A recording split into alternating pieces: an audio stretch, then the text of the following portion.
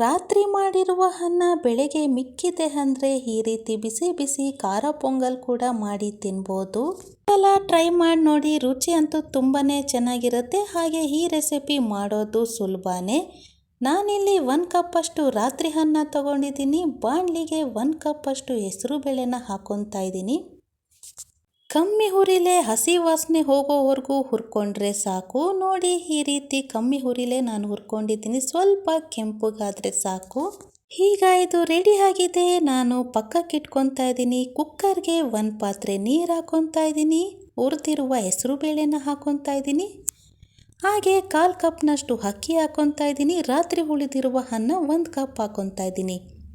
ನೀವೇನಾದರೂ ಹೆಸರು ಬೇಳೆ ಹಾಗೂ ಅಕ್ಕಿಲೇ ಮಾಡೋದಾದರೆ 1 ಕಪ್ ಹೆಸರು ಬೇಳೆಗೆ 1 ಕಪ್ ಅಕ್ಕಿ ಹಾಕ್ಕೊಳ್ಳಿ.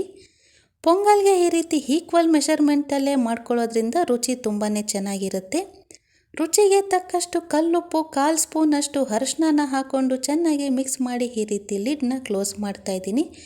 2 ವಿಷಲ್ ಕೂಗಿದೆ. ಈಗ ಪ್ರೆಷರ್ ಇಳಿದ ಮೇಲೆ ನಾನು ಲಿಡ್ನ ಓಪನ್ ಮಾಡ್ತಾ ಇದ್ದೀನಿ. ನೋಡಿ, ಹೆಸರು ಬೇಳೆ, ಅನ್ನ, ಅಕ್ಕಿ ಎಲ್ಲ ತುಂಬ ಚೆನ್ನಾಗಿ ಬೆಂದಿದೆ. ಈಗ ಇದಕ್ಕೆ ಒಗ್ಗರಣೆನ ಹಾಕೊತಾ ಇದ್ದೀನಿ. ಪಾತ್ರೆಗೆ ಸ್ವಲ್ಪ ಎಣ್ಣೆ ಹಾಕೊತಾ ಇದ್ದೀನಿ. ಎಣ್ಣೆ ಬಿಸಿ ಆದಮೇಲೆ ಸಾಸಿವೆ, ಕರಿಬೇವಿನ ಸೊಪ್ಪು, ಖಾರಕ್ಕೋಸ್ಕರ ಹಸಿಮೆಣಸಿನ್ಕಾಯಿನ ಹಾಕೊತಾ ಇದ್ದೀನಿ. ಹಾಗೆ 1 ಸ್ಪೂನಷ್ಟು ಕಾಳು ಮೆಣಸು ಕುಟ್ಬಿಟ್ಟು ಹಾಕೊತಾ ಇದ್ದೀನಿ. ಅರ್ಧ ಸ್ಪೂನ್ ಜೀರಿಗೆ ಹಾಕೊತಾ ಇದ್ದೀನಿ. 1/4 ಸ್ಪೂನ್ ಹಿಂಗನ್ನು ಹಾಕೊತಾ ಇದ್ದೀನಿ.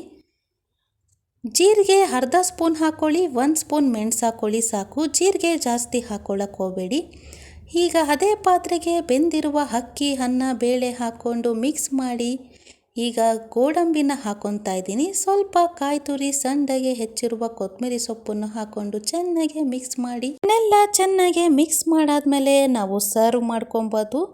ಈ ರೆಸಿಪಿ ಅಂತೂ ತುಂಬಾ ಸುಲಭ. ಅದೇ ಕ್ವಿಕ್ಕಾಗಿ ಬ್ರೇಕ್ಫಾಸ್ಟ್ ರೆಡಿ ಆಗುತ್ತೆ. ಈ ರೆಸಿಪಿ ನಿಮ್ಗೇನಾದರೂ ಇಷ್ಟ ಆಗಿದ್ರೆ ಪ್ಲೀಸ್ ಲೈಕ್ ಮಾಡಿ, ಶೇರ್ ಮಾಡಿ ಆ್ಯಂಡ್ ಸಬ್ಸ್ಕ್ರೈಬ್ ಮಾಡಿ. Thank you for watching.